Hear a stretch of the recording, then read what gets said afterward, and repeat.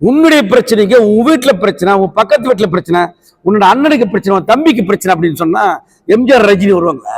இறந்து போன தொழிலாளியோ தொழிலாளி குடும்பத்துக்கு நீதி கேட்கணும். நீதி கேட்கறது நீங்க பர்மிஷன் கேட்பீங்கன்னா சாரி, ரொம்ப ரொம்ப ரொம்ப தப்பு. அலெக்சாண்டர் புறப்பட்டு வரணும், அங்கிருந்து தான் பெரிய பெரிய ராணுவ வீரர்களா புறப்பட்டு வரணும். ஆனா நீங்க நினைக்கிறீங்க எம்ஜிஆர் வரணும், ரஜினி வரணும், கமல் வரணும் அப்படின்னு நினைக்கிறீங்க.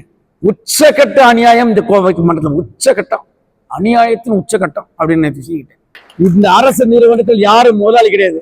தலைவர்கள் தட்டி கேட்கணும்னா தொண்டர்கள் தலைவர் சொல்வதை கேட்கணும். புரியுதா? இத சமரசமே கிடையாது. தொழிற்சங்கம் சமரசம் இல்லாத ஃபைட் அடிப்பாங்க, அட்ஜஸ்ட் பண்ணி போங்கலாம் எங்க இருக்கிற எந்த நிர்வாகியும் சொல்ல மாட்டாங்க. அனைவருக்கும் மாநில மையத்தின் சார்பாக பாராட்டுக்களை வாழ்த்துக்களை தெரிவித்துக் கொள்கிறேன்.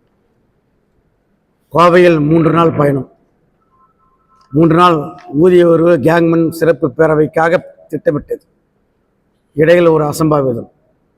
சக்திவேல் என்ற நம்மோடு பணிபுரிந்த கேங்மன் பணியாளர் இறந்திருக்கிறார்.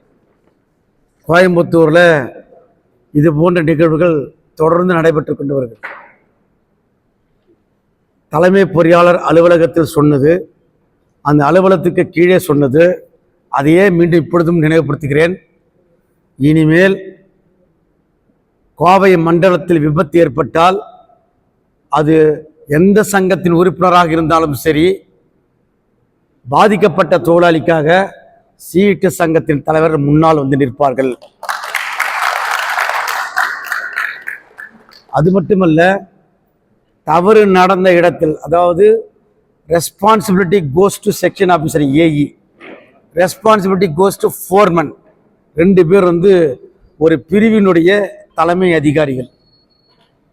அந்த கேங்மேன் எப்படி வேலை செஞ்சார், ஹெல்ப்பர் இப்படி வேலை செஞ்சார், அதெல்லாம் கிடையாது. ஒரு விபத்து ஃபேட்டல் ஒரு செக்ஷன் நடந்தால் அந்த செக்ஷனில் இருக்கக்கூடிய ஏஇ ஃபோர்மன் எல்லை இருந்தால் எல்லை 3 பேரும் பணியிடை நீக்கம் செய்ய வேண்டும் என்பதை உறுதியாக நமது சங்கம் கடைபிடிக்கணும். நீங்களும் ஒத்துக்கணும், நீங்களும் அதற்கு ஒத்துழைக்க வேண்டும். என்னங்க அன்னைக்கு வேற ஒரு சங்கம் எடுத்தீங்க, நீங்க சீட்டு சங்கம் விட்டுருவீங்களா நீங்க அப்படின்னு நீங்க கேட்கணும். விட மாட்டாங்க, எனக்கு நம்பிக்கை இருக்கு. ஆனா நீங்க கேட்கணும். இறந்து போன தொழிலாளியோ தொழிலாளி குடும்பத்துக்கு நீதி கேட்கணும். நீதி கேட்கறது நீங்க பர்மிஷன் கேட்பீங்கன்னா சாரி, ரொம்ப ரொம்ப ரொம்ப தப்பு. தொடர்களே, இந்த வார்த்தைகளிலிருந்து நான் என்ன புரிஞ்சுக்கிறேன்னா, இங்க இருக்கிற ஏஇக்கள் ஏடிக்கள் அதிகாரிகள் உங்களை எவ்வளவு கொடுங்கோன்மை ஆட்சி செய்திருப்பார்கள் என்பதை நான் புரிஞ்சுக்கிறேன்.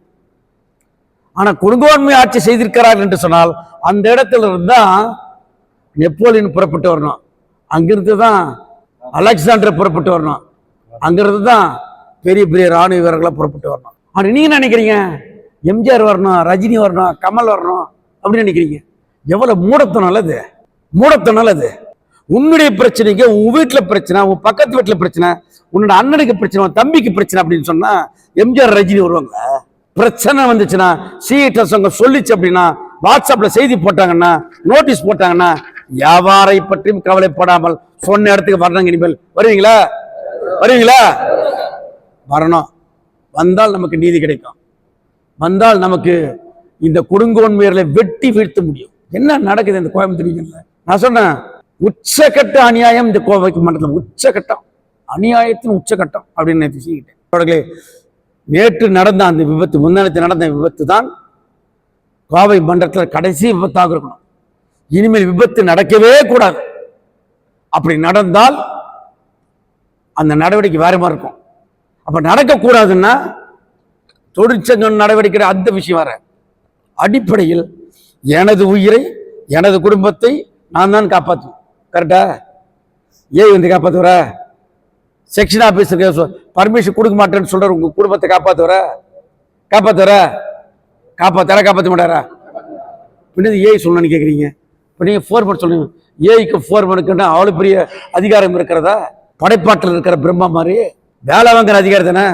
மின்சார வாரியத்தில் அவர் ஒரு சம்பளம் வாங்கும் தொழிலாளி, நாம் சம்பளம் வாங்கும் தொழிலாளி. அவர் பி படிச்சாரு, ஏ வந்தாரு. நீங்கள் 5ஆம் கிளாஸ் படிச்சுட்டு கேங்மேனாக டெஸ்ட் எழுதி உள்ளே வந்தீங்க.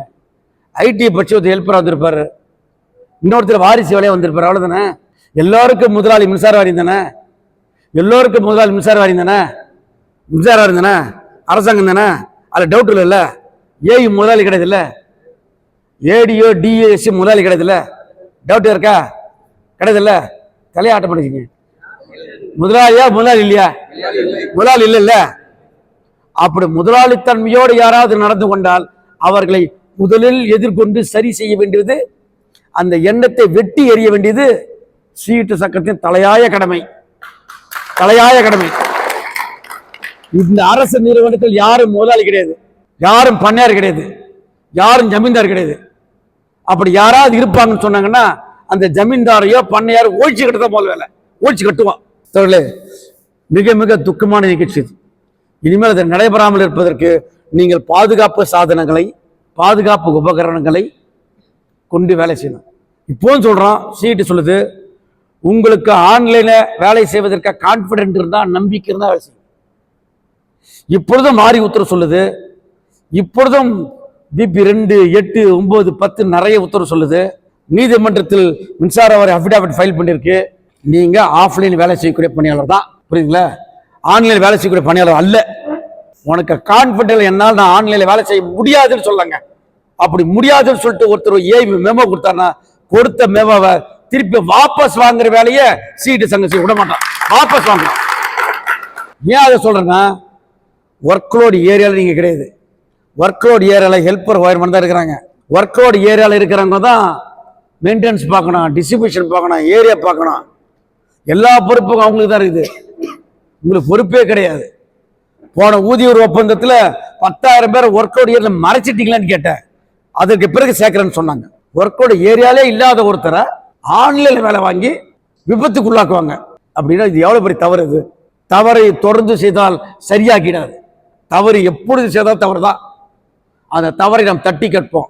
தலைவர்கள் தட்டி கேட்கணும்னா தொண்டர்கள் தலைவர் சொல்வதை கேட்கணும், புரியுதா? இதை சமரசமே கிடையாது. ரெண்டாவது, பல பிரச்சனைகள் கோயம்புத்தூர்ல இருக்கு. அதை தொடச்ச ஒரே நாள் முடியாது, ஒரு மாசத்துல முடியாது. பல விஷயங்கள் நேற்றுக்கு சி கிட்ட சொன்னதான் இப்பவும் செய்யப்போம். கோயம்புத்தூர் கோயம்புத்தூருக்கு தனியாக ஒரு கடிதம், ஒட்டுமொத்த தமிழ்நாட்டுக்கு இன்னொரு கடிதம்.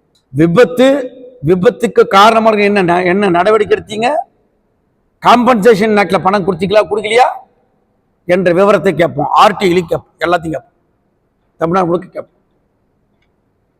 அப்போ அதன் மீது நிர்வாகம், இந்த கோவை மண்டல நிர்வாகம் என்ன பண்ணுது, கோவைக்கு வடக்கு நிர்வாகம் என்ன பண்றாங்க, சவுத் என்ன பண்றாங்க பார்ப்போம். இறந்து போன உயிர், மனித உயிர் விலை மதிப்பற்றது. அந்த மனித உயிர் விலை மதிப்பற்ற மனித உயிர். அது ஒரு குடும்ப தலைவன் இறந்திருக்கிறார். 6 மாத கர்ப்பிணி அந்த பெண். அப்பாவி விவசாயி.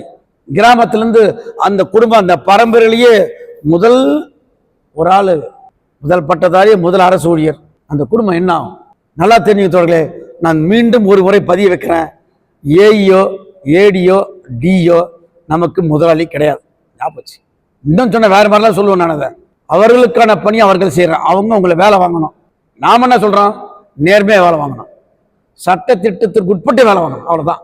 சட்ட திட்டத்திற்கு மீறி அடாவடித்தனமாக, ரவுடித்தனமாக மிரட்டிலாம் வேலை வாங்க முடியாது.